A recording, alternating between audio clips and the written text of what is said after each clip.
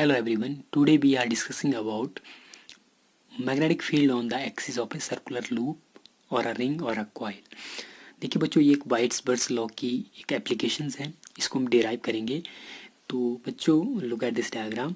हमने एक circular loop लिया जिसमें करंट आई का फ्लो हो रहा है और जिसका रेडियस क्या है, स्मॉल ए है।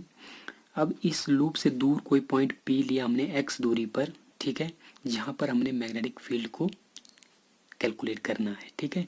और इस सर्कुलर लूप के ऊपर हम एक करंट एलिमेंट लेते हैं D L, X Y current element है जिसकी लेंथ क्या है, डी एल है। इसकी दूरी जो इस पी पॉइंट से वो है आर, ठीक है। अब देखिए बच्चों, ये जो आर की वैल्यू मैं आपको यहाँ पे बता देता हूँ। आर की वैल्यू इक्वल टू आएगी अनरूट ए का स्क्वायर प्लस एक्स का स्क्वायर का अनरूट, ठीक है ना। कहने का मतलब है ये आर की वैल्यू कैसे आएगी। देखिए बच्चों, ये आर क्या हाइपोटेन्यूज है, ए क्या है इसमें, इस ट्राइंगल में ए क्या है, ए परपेंडिकुलर है और एक्स क्या है, बेस है, ठीक है। यहाँ पर पाइथागोरस प्रमेय लगाएंगे। पाइथागोरस प्रमेय क्या होते हैं, कर्ण का स्क्वायर बराबर है आधार का स्क्वायर जमा लंब का स्क्वायर, आधार का स्क्वायर जमा लंब का स्क्वायर, ठीक है। आधार इसमें एक्स है, लंब आपके पास ए है, ठीक है ना। तो आर का स्क्वायर किसके बराबर है, ए का स्क्वायर प्लस एक्स का स्क्वायर। आर का स्क्वायर, आर के स्क्वायर को हमने आर की वैल्यू हमने निकालनी, तो स्क्वायर दूसरा चल जाएगा, वो हो जाएगा दूसरा साइड रूट बन जाएगा। तो आर किसके बराबर आएगा, ए का स्क्वायर प्लस एक्स का स्क्वायर, ठीक है। अब देखिए बच्चों, इस करंट एलिमेंट के कारण इस पी पॉइंट के ऊपर कितनी मैग्नेटिक फील्ड होगी उसको हमने निकालना है। तो बच्चों, let a circular loop of radius A, let O be the point, O be the center of the circular loop and P be the point on the axis of a circular loop where magnetic field is to be calculated। देखो बच्चों, इस पर P point पर हमने magnetic field निकालनी है। देखिए बच्चों, एक चीज़ और आपने यहाँ पे याद रखनी है कि मैग्नेटिक फील्ड जो होती है वो हमेशा याद रखना, मैग्नेटिक फील्ड परपेंडिकुलर होती है करंट एलिमेंट के और उस डिस्टेंस के आर के, ठीक है ना, इसके परपेंडिकुलर होती है। तो मैग्नेटिक फील्ड की डायरेक्शन कुछ इस तरह की होगी, ये डायरेक्शन होगी मैग्नेटिक फील्ड की। अब देखिए बच्चों, मान लो यहाँ पे ये आर है, ये इस एक्सिस के साथ फाई एंगल बना रहा है। तो हाँ, अब हम क्या करेंगे, इस डी बी कंपोनेंट को रिजॉल्व करेंगे दो कंपोनेंट में। एक हॉरिजेंटल कंपोनेंट जो क्या है डी बी साइन फाई होगा, एक वर्टिकल कंपोनेंट जो होगा डी बी कॉस फाई, ठीक है। हमेशा याद रखना, हॉरिजेंटल कंपोनेंट को हम डी बी साइन फाई करके लेते हैं और वर्टिकल को डी बी कॉस फाई करके लेते हैं, ठीक है। अब यहाँ पे ये एंगल फाई क्यों आया, क्योंकि बच्चों परपेंडिकुलर लाइन जैसे इसके परपेंडिकुलर है तो इसका अर्थ ये एंगल है, और इसके परपेंडिकुलर है तो ये एंगल आपस में क्या होंगे, ये एंगल बराबर होंगे आपस में, ठीक है। इस तरह से आपने इसको याद रखना है। तो यहाँ इसी एलिमेंट के डाउन साइड में आपने एक और मान लो एलिमेंट ले लिया इसी तरह का, सेम लेंथ का, और इसी तरह से आपने यहाँ पे मैग्नेटिक फील्ड को रिजॉल्व किया। एक वर्टिकल आएगा, एक हॉरिजॉन्टल आएगा, ठीक है। ये दो डबल एरो का मतलब है एक इसका डी वी साइन फाई है और एक इसका डी वी साइन फाई है, ठीक है। अब देखिए बच्चों, अब इसमें हम वाइट्सबर्ग्स लॉ को यूज करेंगे। लिखो, according to Whitsberg's law, according to Whitsberg's law dv equals to mu not upon 4 pi I D L sine phi upon R square. देखिए बच्चों, यहाँ पे जो फाई है वो 90 डिग्री होगा। Phi is the angle between D L and R, D L और R के बीच में फाई है एंगल जो कितना होगा, 90 के बराबर होगा। तो हमारे पास 90 के बराबर होगा, तो साइन 90 की वैल्यू कितनी होती है, 1। तो हमारे पास आप लिखेंगे phi equals to 90 degree, therefore D V equals to mu not upon 4 pi I D L upon R square. इसको इक्वेशन नंबर 1 लेते हैं, ठीक है बच्चों। इस तरह से करेंगे हम। अब देखिए बच्चों, ये जो डी बी कंपोनेंट है हमने रिजॉल्व किया इसको दो कंपोनेंट में। लिखो,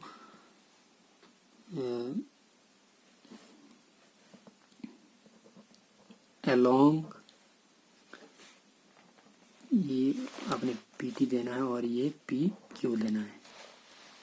along P T and P Q D V are resolve into two component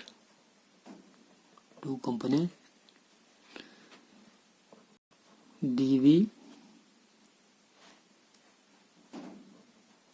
cos phi and dv sin phi, dv cos phi and dv sin phi। अब देखिए बच्चों, dv cos phi cancel out each other due to opposite direction, देखिए ये जो dv component dv cos phi एक दूसरे को cancel करेंगे। अब लुक एट दिस डायग्राम, एक वर्टिकल है एक डाउनवर्ड है, ठीक है ना, ये दोनों एक दूसरे को कैंसिल करेंगे तो हमारे पास नेट क्या आएगा, जो हॉरिजॉन्टल कंपोनेंट में आएगा आप लिखेंगे so therefore net magnetic field at P is only due to horizontal component, only due to horizontal component। अब देखिए वो देयरफॉर जो बी वेक्टर हमारे पास किसके बराबर आएगा, बी वेक्टर इक्वल्स टू जो total magnetic net magnetic field आएगी वो आएगी integral dv sine phi, integral dv sine phi, ये जो टोटल मैग्नेटिक फील्ड आएगी इस तरह से हमारे पास इस कंपोनेंट की।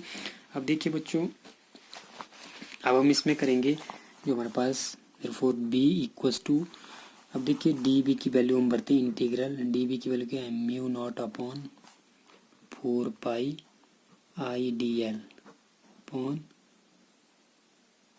आर स्क्वेयर, ठीक है, I D L upon R square sine phi. अब देखिए बच्चों साइन फाई की वैल्यू हमने निकालनी है। अब देखिए हम इस ये जो हमने इस डायग्राम में राइट एंगल ट्राइंगल कौन सी लेंगे बच्चों, देखो POC, ये C पॉइंट लेंगे आप, इसको इस पॉइंट को C पॉइंट लेंगे POC, इसमें आप राइट एंगल ट्राइंगल लेंगे, सॉरी POC में हम साइन फाई की वैल्यू निकालेंगे और देखो फ्रॉम ट्राइंगल POC, इसमें हम क्या करेंगे, साइन फाई किसके बराबर आ जाएगा, साइन फाई होता है आपका परपेंडिकुलर अपॉन हाइपोटेन्यूज, परपेंडिकुलर आपके A है, हाइपोटेन्यूज कितना है R है, तो A अपॉन R, ठीक है बच्चों। R की वैल्यू हमने पहले निकाली है, R की वैल्यू कितनी है, A का स्क्वायर प्लस X का स्क्वायर का अंडर रूट, ठीक है, उसको हम बाद में लिखेंगे। अब देखिए बच्चों इस वैल्यू को हम पुट करेंगे इसमें ऊपर, तो ये कितना आ जाएगा, therefore B equals to mu not constant है बच्चों, 4 पाई भी कॉन्स्टेंट बाहर आ जाएगा, आई भी कॉन्स्टेंट है, बटे में ये जो साथ में आएगा साइन फाई की वैल्यू कितनी है, ए भी बाहर आ जाएगा हमारे पास, ए अपॉन ये आर स्क्वायर है, एक आर और आ जाएगा, ये हो जाएगा आर का क्यूब, ठीक है, इंटीग्रल के अंदर बचेगा सिर्फ dl, ठीक है। ये लगा पता बच्चों कैसे किया, साइन फाई की जगह हमने ए अपॉन आर वैल्यू भरी यहाँ पे, ठीक है, तो ये ए भी हमने बाहर निकाला तो बटे में आर स्क्वायर है, एक साथ में आर है तो आर का क्यूब हो जाएगा वो, तो वो भी बाहर आ जाएगा, इंटीग्रल dl आएगा। ये जो इंटीग्रल dl है, ये टोटल जो हमारे पास रिंग है, जो हमारे पास इंटीग्रल dl का मतलब क्या है, इस रिंग में बहुत सारे एलिमेंट हैं, उस एलिमेंट से मिलकर ये रिंग बना है, तो हर एलिमेंट की जो मैग्नेटिक फील्ड को हम ऐड करेंगे तो ये कितना आ जाएगा, रिंग की लेंथ कितनी है टोटल, कितनी होती है रिंग की सरकमफ्रेंस, वो होती है 2 पाई r, यानी r की जगह a लिखेंगे क्योंकि रेडियस हमने a लिया है यहाँ पे, ठीक है। तो इसको हम पुट करेंगे बच्चों, ये b किसके बराबर आ जाएगा, ये आ जाएगा mu not upon 4 pi I A upon R का क्यूब इंटू 2 पाई ए, ठीक है। अब देखिए b किसके बराबर हो जाएगा, ये हो जाएगा mu not upon 4 pi 2 pi I ए का स्क्वायर अपॉन आर का क्यूब, ठीक है। एक डेरिवेशन आपके पास बच्चों ये आ जाएगी b इक्वल टू इस तरह से, ठीक है। अगर आपने इसको और आगे करना है तो इसको आप कर सकते हैं, जैसे b equals to mu not upon 4 pi 2 I A upon R का क्यू। क्योंकि बच्चों हमारे पास पाई ए स्क्वायर किसके बराबर आता होता है, ये होता है हमारे पास ए के एरिया के बराबर, यानी कि किसी पाई ए स्क्वायर होता है एरिया, ठीक है, क्षेत्रफल। तो उसको हम इस तरह इसकी जगह हमने ए लिख दिया, तो हमारे पास एक वैल्यू ये भी आ जाएगी, ठीक है। अगर मान लो बच्चों आपके पास मान लो रिंग में n टर्न्स हैं, तो आपके पास b की वैल्यू आप कैसे लिख सकते हैं, mu not upon 4 pi 2 pi n I A square upon R का क्यूब। तो आपके पास एक इक्वेशन ये आ जाएगी, ठीक है, एक इक्वेशन आपके पास इस तरह की आ जाएगी। तो ये थी derivation of magnetic field on the axis of a circular loop. देखिए बच्चों अब कुछ स्पेशल केसेस है उनको हम देखते हैं।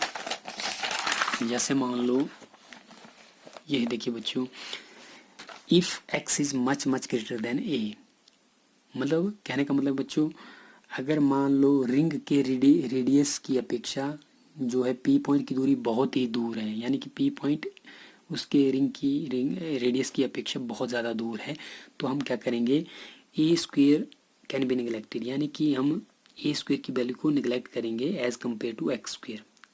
कहने का मतलब है जहाँ पे A square plus X square है वहाँ पे हम क्या लिखेंगे, सिर्फ एक्स स्क्वेयर, यानी कि एक्स स्क्वेयर की पावर यहाँ 3/2 हो जाएगी, ये हो जाएगा एक्स का क्यूब, ठीक है। तो देखिए बच्चों यहाँ पे जैसे मान लो यहाँ पे आप वैल्यू भर सकते हैं।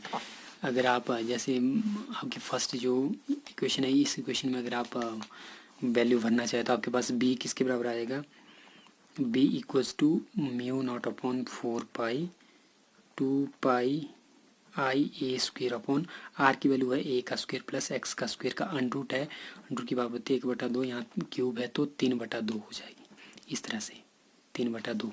तो ये स्पेशल केस में हम यूज़ कर रहे हैं इसको आगे। तो स्पेशल केस में देखिए बच्चों ए स्क्वेयर प्लस एक्स स्क्वेयर की पावर 3/2 को हम लिखेंगे एक्स का क्यूब, क्योंकि इसको हम नेगलेक्ट करें तो ये आएगा एक्स का स्क्वेयर, इससे ये कट जाएगा, आपके पास बचेगा सिर्फ एक्स का क्यूब, ठीक है। तो देयरफॉर बी किसके बराबर है, mu not upon 4 pi 2 pi I A square upon x का क्यूब आ जाएगा बटे में। अब आपको पता है बच्चों ये इस तरह से आप इसको निकाल सकते हैं, ठीक है। ये मैंने ऑलरेडी पहले आपको बता दिया है।